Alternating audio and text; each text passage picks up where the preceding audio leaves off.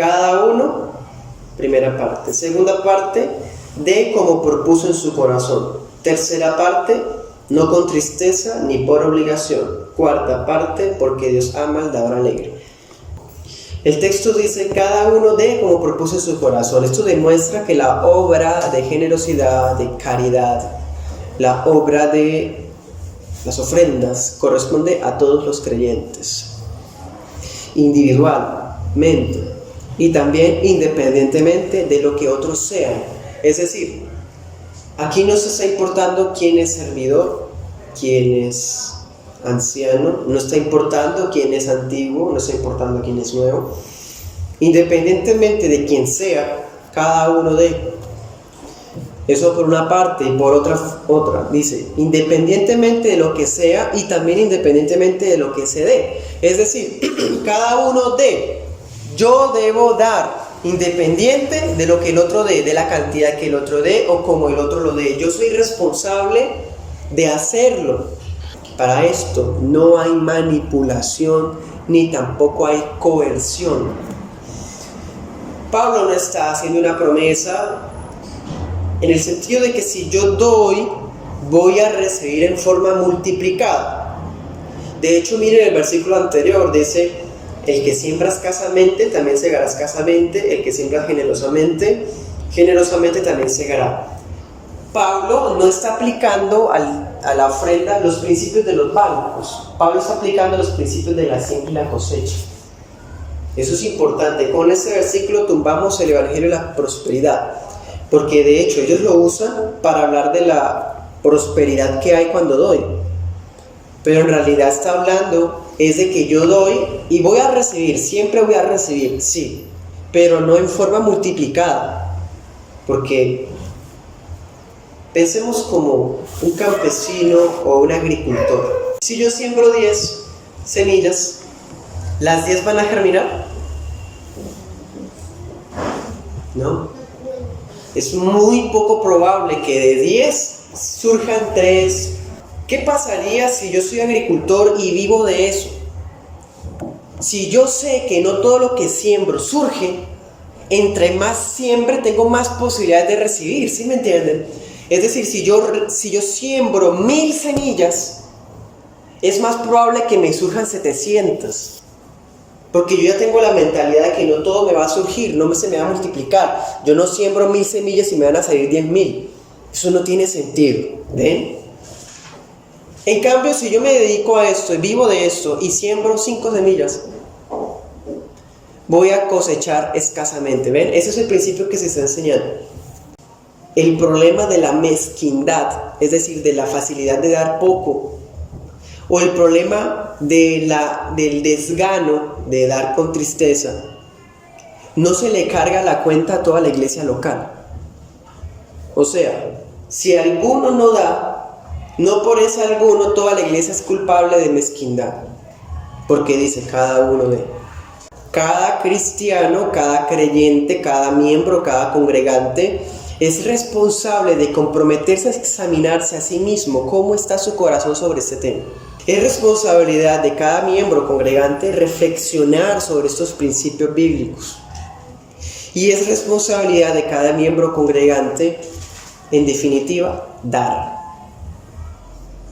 El Evangelio de la Prosperidad hace un énfasis malvado en dar para recibir. Pero para recibir, ¿qué? Muchas cosas. O sea, doy con el propósito de acumular. Ese es el principio avaro, codicioso del Evangelio de la Prosperidad. Y eso es completamente contrario al espíritu del Evangelio.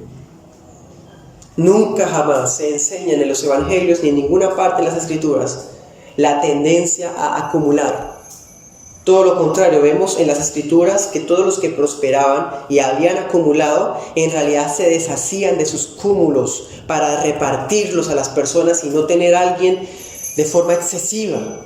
Aún Salomón, quien era súper rico, que sería el hombre más rico en toda la Biblia, este hombre hizo que Jerusalén estuviera llena de riquezas. No se las quedó él solo. Y muchas veces el acumular riquezas se disfraza de ahorrar. Esa es una de las fachadas y de los disfraces más interesantes de la avaricia. Yo estoy ahorrando, pero en realidad no es ahorro, es acumular. Entonces, hermanos, dar para recibir, dar para acumular, no es el Evangelio. De la misma manera, vámonos al otro extremo, porque es fácil hablar del Evangelio de la prosperidad. Y irónicamente, muchos de los que hablan en contra del Evangelio de la prosperidad es porque no les funcionó. Siendo realistas, hermanos, muchas veces ha pasado que los que más han hablado mal de esto es porque cuando lo hicieron y lo vivieron y lo intentaron y lo dieron todo, no les sirvió para nada. Entonces están hablando no porque tengan celos de la palabra, sino porque están resentidos con un sistema que ellos creyeron y fueron defraudados. Y eso está mal, ese no es el espíritu del Evangelio. Pero ahora que estamos aquí, hermanos, a la luz de las Escrituras, sola Escritura, las doctrinas de la palabra, el cristianismo histórico, es fácil satanizar o decir que estas cosas son malas y perversas. Hoy podemos escuchar personas que dicen iglesia sana porque no se recogen ofrendas. Hay personas que dicen eso, como allá nunca predican sobre ofrendas, allá sí es bueno. Hermanos, tampoco es eso. Tenemos la tendencia a irnos al otro extremo. ¿Y cuál es? Es completamente malvado también, igual que la avaricia, la persona que decide no dar. El Señor está diciendo que un costo del discipulado es abandonar mis bienes terrenales, o sea que es contrario al Evangelio acumular. Pero también es contrario al Evangelio no dar, porque aún Dios mismo se dio y dio a su Hijo. El Evangelio es dar, lo que de gracia recibimos, damos de gracia. Entonces ninguna de las dos cosas está bien, hermanos. Ni acumular, ni decidir no dar. Ambas cosas son reprochables completamente. Voy a citar al doctor Kistemaker. Abro comillas. Pablo dice que el acto de dar debe hacerse sin renuencia ni mala gana. Renuencia implica un apego a las posesiones a tal punto que uno difícilmente quiere dar. Y cuando da, lo hace quejándose. Dar de mala gana denota las presiones externas que lo compelen a uno a conformarse a las reglas de la sociedad. Es decir, uno necesita fuerzas para cumplir con los objetivos de la comunidad. El dar, sin embargo, debe ser voluntario y motivado individualmente. Cierro la cita. El comentarista nos dice, estudiando Corintios, que está viendo que Pablo quiere cortar renuencia y quiere cortar mala actitud. La renuencia, hermanos, es la avaricia de lo que cuesta soltar aquello que yo digo que es mío. Aquello que yo digo es que yo lo necesito y yo trabajé por ello. ¿Por qué yo tengo que dárselo a alguien que no lo trabajó? Esa renuencia, hermanos, está muy ligada a un corazón avaro. Y por el otro lado está la mala gana, la mala actitud de cuando da, lo da porque se siente compelido, decía el comentarista. O sea, la persona da porque otros están dando. Es que si yo no doy, quedo mal. Si yo no doy, estoy incumpliendo las reglas de mi comunidad y puedo ser censurado yo por eso. O sea, hermanos, hay en realidad una fachada orgullosa. No hay generosidad ahí en realidad. Vamos al Salmo 112. Aleluya, cuán bienaventurado es el hombre que teme al Señor. ¿De qué está hablando el capítulo? De el hombre que teme al Señor. Bueno, que mucho se deleita en sus mandamientos. Verso 9. Con liberalidad ha dado a los pobres. Su justicia permanece para siempre. La Escritura nos está diciendo, hermanos, en forma textual, que el que teme al Señor, dice ahí en el versículo 9, con liberalidad ha dado a los pobres. En hebreo esa expresión significa que de lo que yo tengo empiezo a repartirlo, así dice textualmente, a repartirlo a manos llenas. Eso es lo que significa esa expresión. Y tanto es así que Pablo, allá en la cita principal que tenemos hoy, Pablo cita ese versículo. Allá en 2 Corintios 9, en el versículo 9, dice, escrito está, repartió, dio a los pobres, su justicia permanece para siempre.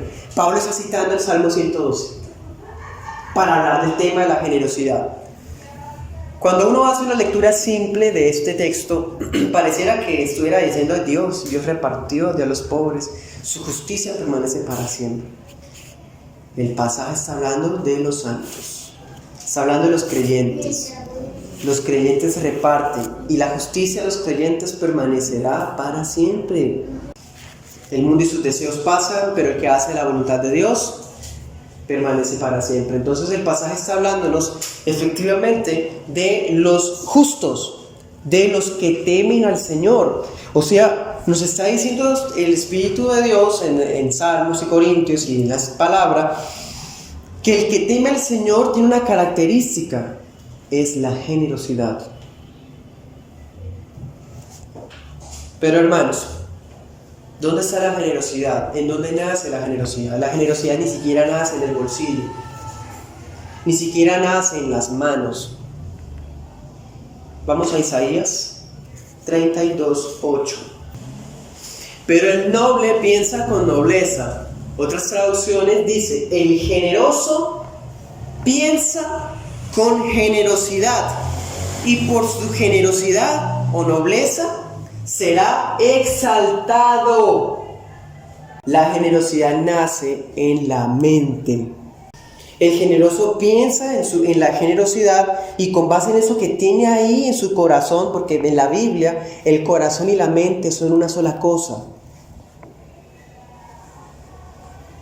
Del corazón del generoso sale la generosidad.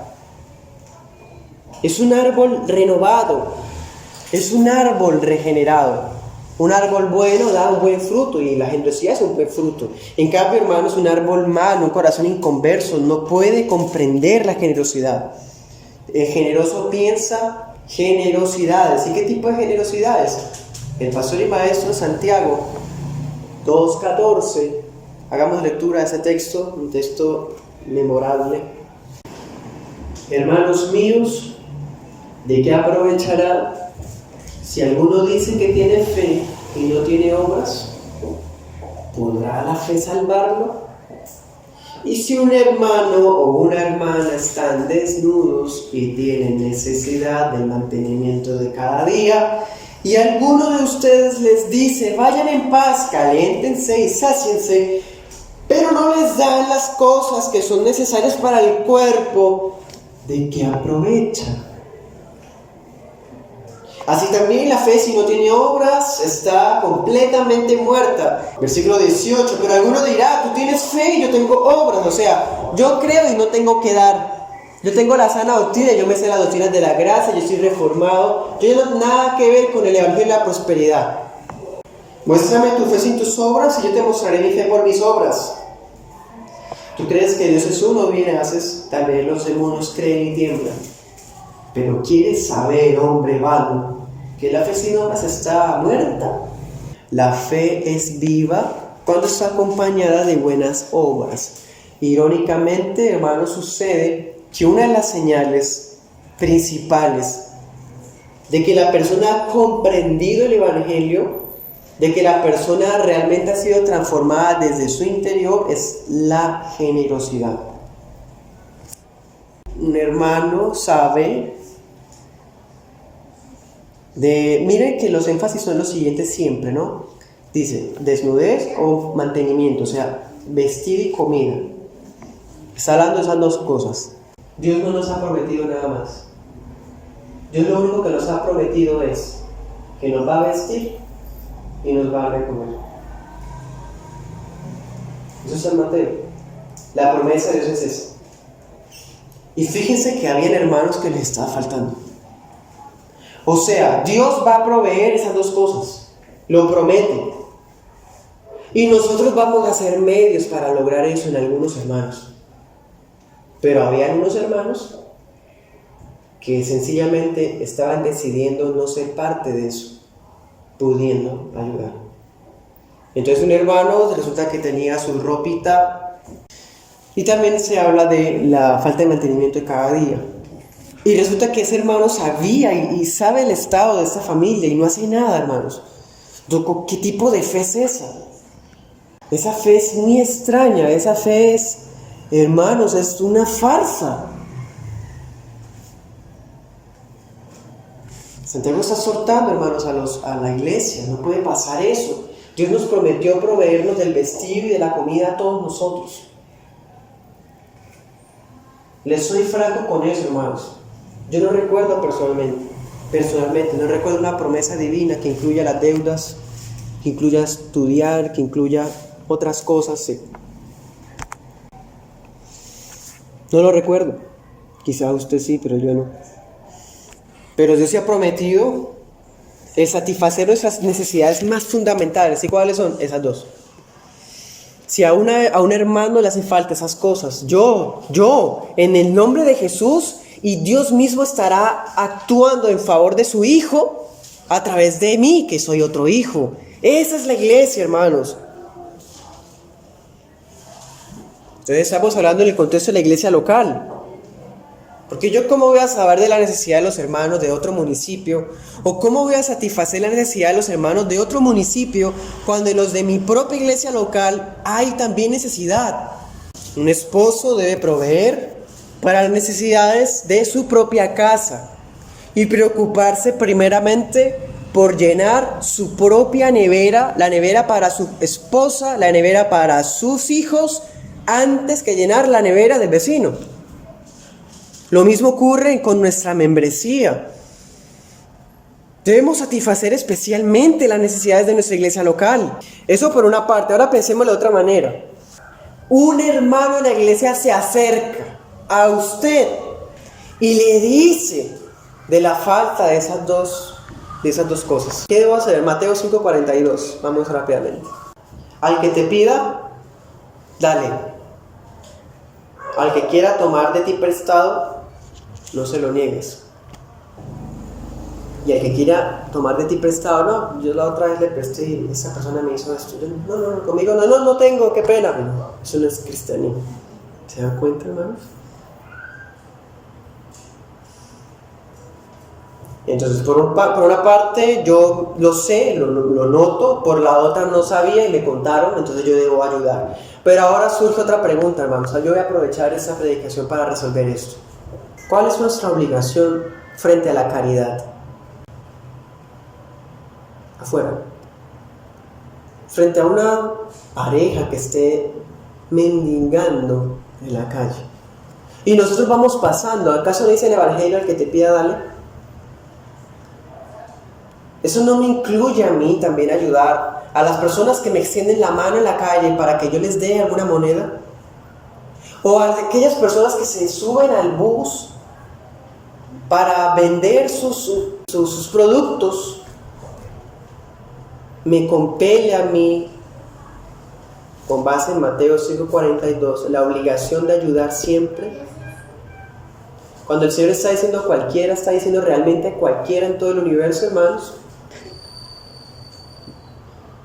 El pastor Michelin pone un ejemplo hablando de eso. Él dice, yo voy por la calle y veo a un hombre borracho y me pide que le dé, yo no le debo dar. Porque el mandato no me está incluyendo a un hombre como este. Que lo que voy a hacer con darle es destruirlo más. Y tiene mucho sentido, hermanos. Entonces dice, al que te pida, dale, pero no me está incluyendo a todo el universo de personas. Debo dar, sí, pero con sabiduría. No a todo el mundo, hermanos. También Michelet ponía el ejemplo de un fulano que está allí sentado siempre. Es un hombre de una edad suficiente, de una salud suficiente, y siempre está mendigando. Dice la Escritura, el que no trabaja, que no coma. O sea, no estamos obligados por ser cristianos a darle a todo el mundo que nos pida. Ese tema es un tema de conciencia. de conciencia. ¿Qué dice el pasaje? Cada uno es responsable de su generosidad para con su iglesia local, y cada uno es responsable de lo que da cada uno. Entonces pensemos, hay un hermano o una hermana que cuando se sube al bus una persona y nos cuenta la biografía y su situación y se conmueve, ella siente que su conciencia no puede dejar pasar por alto esa oportunidad para ayudar. Se conduele y dice, yo tengo que ayudar, y saca y da. Lo que no da la iglesia lo da ahí a esa persona. Ahora pensemos en otro caso, hermanos. Una persona que es generosa con sus hermanos en la iglesia, al que le pide da. Cuando ve necesidad en vestido o comida en sus hermanos de la iglesia, da. Cuando ahí recolectan las ofrendas, da. Es un hermano que está andando en los principios bíblicos. Y resulta que él está en ese bus que se sube esa persona a contar su historia triste. Este hermano puede que tenga la conciencia más fuerte. Y de hecho ese es el ideal, hermanos. ¿Por qué se va a sentir compelido a dar? ¿Por qué se va a sentir mal de que no está siendo un buen cristiano cuando en realidad ya lo está haciendo? Es decir, hermanos, es un problema de conciencia, ¿se dan cuenta? Si una persona se siente mal porque no da, entonces dé. Estoy hablando de la caridad afuera. Pero si hay tanta firmeza y convicción en su corazón de que realmente usted ha sido generoso, como la Biblia lo dice, con su iglesia, con sus hermanos de la iglesia local, entonces no tiene por qué sentirse cargado de cuando no puede ayudar a otras personas ajenas. ¿Se dan cuenta? Usted está proveyendo para su familia, que es lo primero. Usted está proveyendo para sus padres, que es lo segundo. Está proveyendo para su iglesia local, que es lo tercero. ¿Por qué se va a sentir mal que no ayuda a un tercero que va por ahí? ¿Se dan cuenta? Entonces es un problema de conciencia, hermanos. Debemos ser fuertes, no duros, ¿no? Me refiero a fuertes en el sentido de que no nos va a hacer declinar, apagar la situación de una persona, hermanos. No sabemos su contexto, sus circunstancias realmente, ni para juzgarlas, ni tampoco para pensar cosas positivas. No sabemos, simplemente no pensar nada, hermanos. Entonces es un asunto de conciencia. De todas maneras, miremos los principios bíblicos. Vamos a Deuteronomio 15. Aquí se nos van a presentar dos casos. Dice: si hay un menesteroso contigo, y aclara, uno de tus hermanos, en cualquiera de tus ciudades en la tierra que el Señor tu Dios te da, no endurecerás tu corazón. Miren eso, hermanos. No endurecer el corazón. Yo me acuerdo del faraón, hermanos, con esta frase. Y luego dice otra expresión: ni cerrarás tu mano a tu hermano pobre. O sea, está hablando en los términos de Santiago, ¿se dan cuenta? O Santiago está hablando en esos términos. Sino que le abrirás libremente tu mano. Eso es lo que decía el Salmo. El justo, el que teme al Señor, reparte con manos llenas y da a los pobres. 15:8 dice: le abrirás libremente tu mano y con generosidad le prestarás lo que le haga falta para cubrir sus necesidades. Y miren esto, hermanos. Cuídate de que no haya pensamiento perverso en tu corazón, diciendo: el séptimo año, el año de remisión, está cerca. Y mires con malos ojos a tu hermano pobre y no le des nada, porque él podrá clamar al Señor contra ti y esto te será pecado. Hermanos, aquí está hablando del contexto del jubileo. En el jubileo resulta que si yo tenía un terreno o un bien X y se lo daba a un hermano o lo vendía, cuando pasara el jubileo, el año de la remisión de las deudas, se me tenía que devolver, así me lo hayan comprado, me lo tenían que devolver. Entonces dense en cuenta que esos principios de esta manera nos siguen aplicando, o sea, nos siguen aplicando textualmente, porque ya ahorita no hay devolución de cosas que se venden. Nuestros abuelos habrán tenido tierras, hermanos, quién sabe, nuestros abuelos, pero se vendió y ya qué. En cambio antes, hermanos, cuando pasaban 50 años tenían que regresarse las cosas. Entonces aquí está hablando en estos términos, dice, tienes para darle a tu hermano, tienes para prestarle, pero está cerca el jubileo, no le presto. ¿Ven? Está hablando en términos de que la persona se va a abstener de dar porque no va a tener beneficio.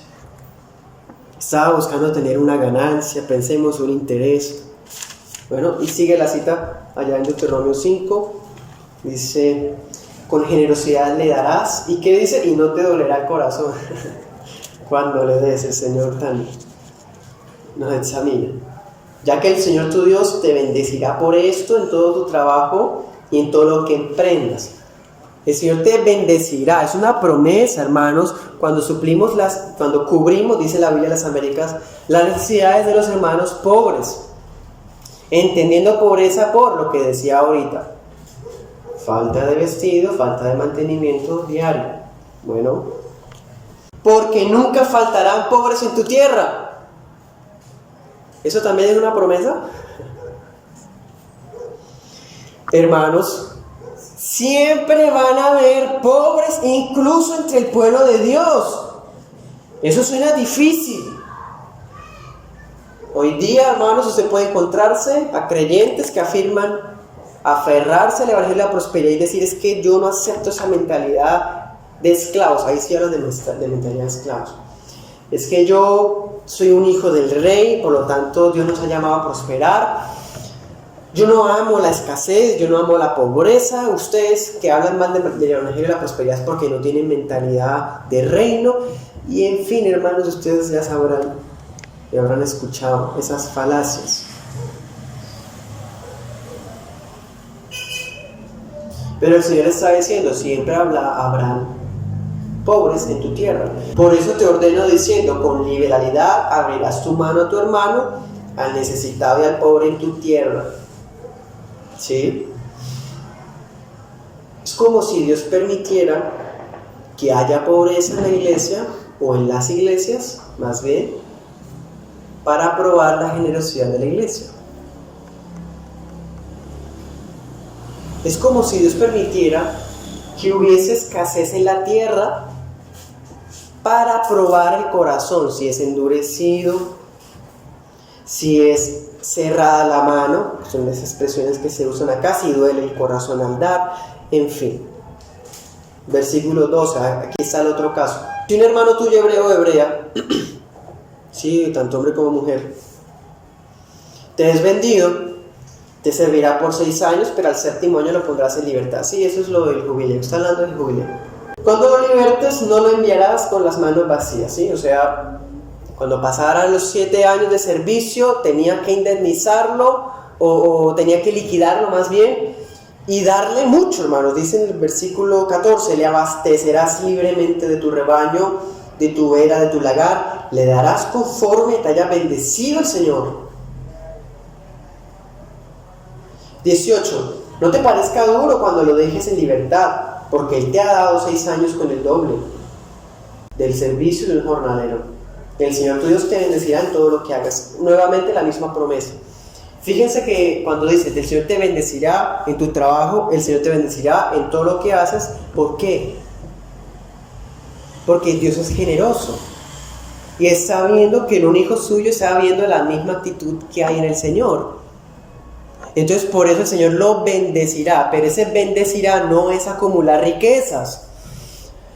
Ese bendecirá, hermanos, es una bendición divina, de favor, de misericordia, de gracia, de honestidad, en todo lo que la persona emprende, en todo lo que la persona gana. Por eso decía Pablo, el que siembra abundantemente también segará. ¿Eso qué es? Las bendiciones que está hablando Deuteronomio son las mismas que está hablando Pablo. Vamos a Isaías 58:7. En ese texto se reitera qué es ser pobre. Hablando del ayuno, que al Señor le agrada. Dice, no es para que partas tu pan con el hambriento, pan, ¿no? Comida, y recibas en casa a los pobres sin hogar. Está añadiendo hospitalidad, ¿cierto? Hospedaje. Luego, ¿qué dice? Para que cuando veas al desnudo lo cubras, nuevamente, vestido, y no te escondas de tu semejante. No te escondas, o sea, no te endurezcas, no te cierres, no te duela, no siembres escasamente. Todos esos son sinónimos de lo mismo, mezquindad. El verdadero ayuno, hermanos, miren eso, es de fe. El verdadero ayuno es de corazón, de fe, porque es que yo ayuno de corazón y oro, sí, pero si ayuno de corazón y sale y no suple de esa manera, es lo mismo que Santiago está hablando, muerta. Esa fe, ¿de qué aprovecha? ¿De qué aprovecho ese ayuno? ¿Ven? Entonces está hablando de comida, de vestido, y añade Isaías, de hospedaje, brindar techo. Si un hermano necesita quedarse o ser recibido en nuestra casa, es una obligación. Eso también es generosidad. Generosidad no es solamente plata, hermanos. Se está haciendo énfasis en que generosidad está vista en vestido, comida, y está hablando también de techo. O sea, es verdad, la generosidad no siempre se trata de dinero, pero también lo incluye. Pablo está incluyendo dinero. Pablo no está haciendo una recolecta de ropa. Pablo no está haciendo una recolecta de comida, porque es un viaje largo y son muchas iglesias, es un solo barco, hay pocos hermanos para supervisar una carga tan grande. Hay peligros de piratas, hay peligros de asaltantes, hay peligros de muchas cosas, hermanos. Pablo tuvo que recoger dinero, plata. Entonces, en este pasaje de Corintios sí se está hablando de plata. Bueno, porque, hermanos, también he escuchado muchas cosas de esos temas. Y dicen, no, es que, por ejemplo, el diezmo era del primogénito, del grano. No habla de dinero, o sea, eso que piden que plata, eso está mal, y empiezan a hablar en contra de aquellos que quieren diezmar dinero. Dice, cada uno verá cómo lo da, de qué manera. Pero Pablo está hablando de dinero porque eso es lo que la iglesia estaba necesitando, la de Jerusalén. Bueno, entonces, cada uno de como propuso en su corazón. ¿Qué significa esa frase, hermanos? Pablo no está diciendo, bueno, y los que vayan a dar tanto, háganse en esta parte. Y los que vayan a dar más de esto, háganse a mi derecha, esos son los mejores. Pablo está diciendo, cada uno dé como proponga, hay libertad. Es un tema de conciencia, porque cada uno es responsable. Lo que pasa es que mi mamá dio por mí. Yo no tengo que dar porque ya mi mamá dio por mí. No, cada uno dé. No, pues mi hijo dio, mi hija dio. Yo ya no tengo que dar. No, cada uno dé. Como propuso en su propia conciencia, que acabamos de mirar, el corazón y la mente son una sola cosa. O sea, pensémoslo de esa manera. Usted mira que la recolecta es un tema que a Pablo le preocupó mucho. Lo vemos en Gálatas, lo vemos en Filipenses, lo vemos en Corintios, ¿sí? Lo vemos en Hechos, recogiéndola, llevándola de nuevo, ¿cierto? Pensemos que el día que Pablo hizo la prédica y le predicó a los corintios, ese día él dijo, hermanos, resulta que la iglesia de Jerusalén está pasando por esto y esto. Los profetas, porque ahí se había, dijeron que iba a haber una hambruna más tremenda aún. Entonces vamos a prepararnos a lo que ya Dios nos dijo y vamos a recoger un dinero. Entonces Pablo les escribe la carta, hermanos, para recordarles lo que se propusieron el año pasado, o sea, había pasado un año. Les dice, ustedes acuérdense que se animaron cuando escucharon lo de la colecta. Cada uno dé como propuso en su corazón. Y al hablar de esa necesidad, hermanos, pensemos, imaginémonos las sillas de la iglesia. Habría unos hermanos que dijeron, esta es la oportunidad de agradecerles porque los apóstoles vienen de Jerusalén. El evangelio proviene de allá. Vamos a ser agradecidos con ellos. Yo tengo allá unos ahorros. Yo tengo tantos dinero. Voy a dar de esto voy a dar. Esta cantidad. Y pasó un año. Llegó el momento, la verdad. Llegó el momento de echar la plata en el alfolí de la recolecta. Y la persona que el año pasado se había animado y había dicho, uy, yo voy a dar tanto, ahora está diciendo, ya un año después, eso ya no vale lo mismo, ¿no? Y empieza a hablar en su mente, a justificar su negatividad, su negativa de ya no dar lo que se había propuesto. Entonces Pablo les dice, cada uno dé como lo propuso, no se engañen a ustedes mismos. Yo quiero dar a la iglesia esto, yo quiero hacer por la iglesia esto, y cuando llega el momento de la verdad no lo hace. Nadie se enteró, pero su conciencia sí. Usted se está engañando a sí mismo. Cuando yo me propongo ayudar a alguien de una manera, y cuando es el momento yo digo, ay no, ya no. No, ya no, porque me hizo eso, ya no le doy. Eso es engaño, eso es mentira. Tenemos que ser honestos, hermanos. Por eso dice, cada uno. Porque todos pasamos por eso, hermanos, de considerar, de analizar, de calcular, de decir, ¿será que sí? ¿Será que no? ¿Será que cuánto? ¿Será que...? En griego, hermanos, esta frase significa, literalmente, que cada quien es libre de dar aquello que se propuso en la mente. Las dádivas, las ofrendas son espontáneas, sí, pero no siempre son espontáneas. Usted sabe que no. Muchas veces usted desea dar algo. Cuando usted desea dar algo, incluso antes de recoger la ofrenda, incluso antes del domingo, y usted deseó dar ese algo, eso que usted deseó dar, eso es lo que usted se propuso en el corazón. Entonces cuando es el momento de dar, ya usted está ligado a su propia conciencia de dar eso que se propuso. Ojo que es proponerse, ¿no? Ay, yo pensé en dar tal cosa y ya no puedo darla porque no se puede. Ay, yo pensé en dar eso que está lejos de mi alcance, pero no puedo. No se trata de eso. No es que lo pensé, ya quedé ligado. Tampoco estamos hablando de eso, hermanos. Sentarse, por así decirlo, sentarse y pensar, yo puedo dar esto porque yo gano esto, mi necesidad es esto, mi familia es esto, mi hogar, mis padres y mi iglesia. Entonces lo que yo podría dar es esto, me propongo dar esto. ¿Ven? Eso es proponerse, hermano. Es una planeación. Es planeación, no es, ay, a mí se me ocurrió dar. Ay, ve, ya para qué pensé eso. Yo pensé ahora dar, me toca dar eso. No, hermanos, proponerse. Y lo que se propuso, cúmplalo. Bueno,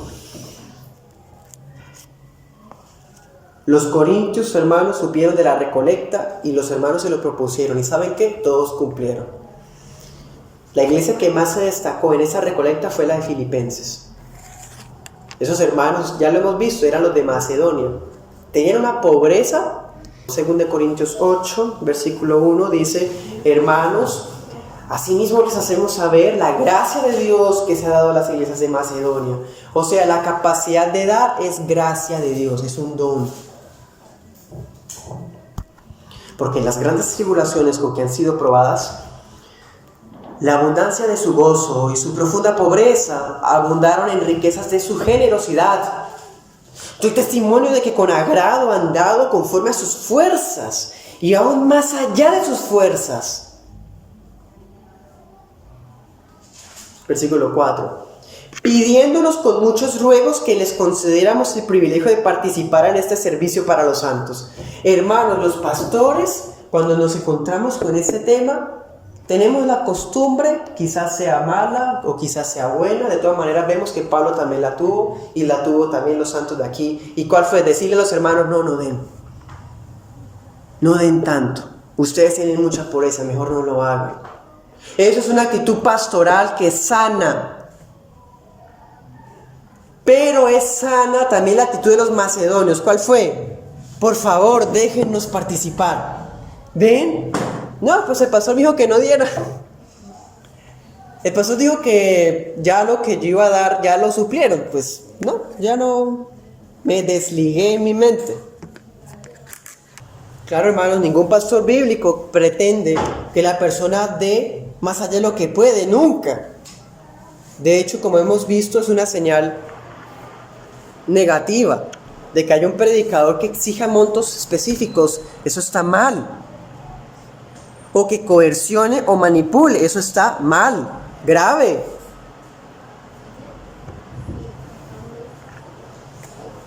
Pero será la oportunidad de los hermanos de que digan, no podemos, pero hemos decidido hacerlo de todas maneras. No es una actitud forzada, una actitud con dolor. ¿Sí? Cuando damos con mezquindad, que es todo lo contrario, o sea, antónimo de generosidad, mezquindad. Damos de mala gana o con desánimo. con tristeza, yo no puedo dar esto, pero me toca darlo, como ahorita leíamos en la cita de Kistemaker. Cuando damos con generosidad, y aquí voy poco a poco entonces a desarrollar esto. ¿Por qué Dios ama al dador alegre? Primera razón, porque Dios es un dador alegre. Porque de tal manera amó Dios al mundo, que le dio al mundo su único hijo. Esa es la expresión suprema de la generosidad. Dios dio lo mejor de Él. Se dio a sí mismo y dio a su único hijo. Su único hijo que trasciende el cosmos, los planetas y las estrellas. Pero el Señor dio a su único hijo. Eso es generosidad. Entonces Dios ama al dador alegre por eso. También, hermanos, es como si el Padre viera en nosotros la misma virtud que hubo en su Hijo. 2 Corintios 8:9 dice que Cristo, en su profunda pobreza, o sea, Cristo se hizo pobre siendo rico para darnos sus riquezas. Este versículo les gusta mucho a los de la prosperidad, ¿no? Pero está hablándonos de las riquezas que si Él no viene, no las hubiéramos tenido. ¿Cuáles riquezas? Las que habla Efesios 1. Riquezas celestiales, tesoros en los cielos, habla también Filipenses. Colosenses dice, ponga la mirada en las cosas de los cielos. Los evangelios, ¿qué dicen? Délo todo a los pobres para que acumulen en la cuenta en la resurrección. Esas son las riquezas que Cristo nos da cuando Él se hizo pobre. Hermanos, pensémoslo de esa manera. El Mesías príncipe, el heredero al trono, nació en un pesebre. Otra vez, estamos tan acostumbrados a esa frase que no sabemos qué significa. Les explico qué significa un pesebre. Es donde, hermanos, hacen la necesidad de las vacas, los toros, en un potrero, un establo, maloliente, sucio, sin luz y sin agua, sin limpieza. Eso es un ejemplo de una pobreza. Pero ojo, hermanos, Dios ama al dador alegre, no porque la salvación sea por obras. Es decir, Dios ama a los que dan, o sea, entre más hagamos y más demos, Dios más nos ama. No, no está diciendo eso. Está diciendo que si nosotros realmente amamos a Dios, que si nuestra fe es genuina, realmente vamos a ser generosos. Y Dios nos ama ni siquiera por ser generosos. Es más bien como decir lo siguiente: yo puedo ser generoso porque Dios me ama.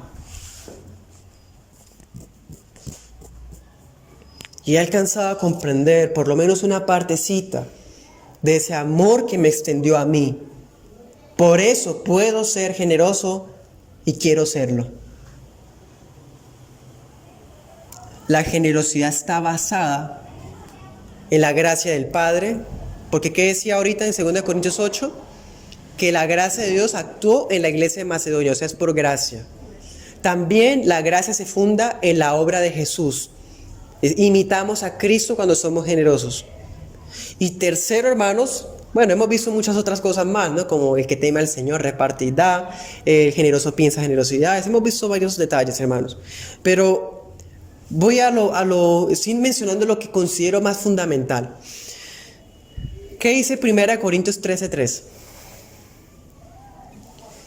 Si diera todos mis bienes a los pobres y aún mi cuerpo para ser quemado, y no tengo amor, de nada vale. Es decir, hermanos, si alguien es generoso y no tiene amor, no sirve para nada. La fe sin obras está muerta, sí, pero las obras sin amor también. El dador alegre no es un grupito de hermanos, los que siempre dan, los que siempre alzan la mano para poder aportar algo, para comprar algo que la iglesia necesita, para reunir algo que un hermano necesita. Esos no son los dadores alegres. Los dadores alegres son todos los cristianos. Eso se supone, hermanos, que todos los cristianos somos dadores alegres porque el Señor ama a sus hijos. Pensemos, por ejemplo, en esta predicación que Pablo dio a la iglesia de Corintios. Y que hubiese alguno de los miembros que hubiera pensado, yo no tengo esas cualidades. Si analizamos, todos los presentes fallamos en muchas de esas virtudes. Todo lo contrario, vemos que todavía hay avaricia, hay renuencia, hay mala actitud, hay tristeza, hay muchas cosas todavía en nuestro corazón al momento de ayudar, de dar, de cubrir necesidades. Pero no es la intención del apóstol que la persona que dice, no, yo no tengo esas cualidades, vea, yo siento que no tengo lo suficiente para hacer parte de esa recolecta. Pablo no está justificando a la persona que siente que no puede dar porque no tiene lo que se necesita. Todo lo contrario, está dando una lección directa porque cada uno dé. O sea, miramos, hermanos, que la intención de Pablo no es coercionar, pero de una u otra manera está diciendo, deben dar, no me importa cuánto, pero deben dar. Ahí sí está la obligación cristiana de dar. Por eso las ofrendas hacen parte de nuestros cultos, porque son una manera de alabar al Señor, de servir al Señor y de servirnos a los santos, unos a otros. Y entonces si a alguno le cuesta dar y encuentra que no puede hacerlo con tristeza ni por obligación, que encuentra que no puede hacerlo como Pablo nos está enseñando, entonces dice, no puedo dar. No, Pablo está diciendo, cambie su actitud y dé.